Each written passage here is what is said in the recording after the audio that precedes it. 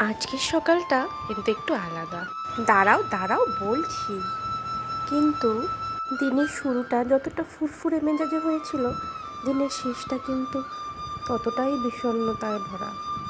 কারণ আমাদের পাড়ায়, বিশেষ করে পাড়ার ছেলেদের উদ্যোগে, আমরা আজ হনুমানজির জন্য একটা মন্দির বানাতে যাচ্ছি। একটা মন্দির মানে শুধু ইট পাথর জোড়া লাগানো নয়, এটা ভক্তি, বিশ্বাস আর একসাথে সকলে মিলে কিছু সুন্দর গড়ে তোলার স্বপ্ন। যখন একটা মন্দিরের কাজ শুরু হয়, তার প্রতিটা ইটে মিশে থাকে মানুষের আশা আর ভালোবাসা।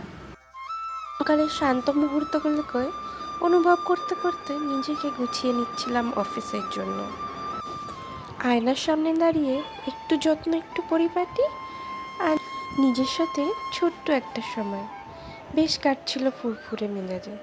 কারণ এটাই ভাবছিলাম, বাবা, তুমি তো এত কিছু করো সবার জন্য, আজ না হয় তোমার জন্য আমরা কিছু করলাম। কিন্তু মন্দিরের কাজ আপাতত স্থগিত। শুভ কিছু করতে গেলে হয়তো এভাবেই বাধা বিপত্তি আসে। বাবার জন্য কিছু করতে না পারলেও মাকে 16 সিঙ্গার দিতে পেরেছি, এটাই আমার শান্তি। আর অফিস ফেরতের সময় গেছিলাম চৈত্র সেলে।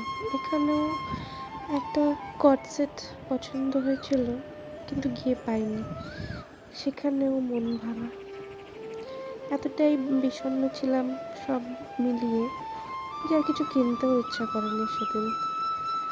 ফিরে এসেছিলাম শূন্য হাত আর ভাঙা মন নিয়ে।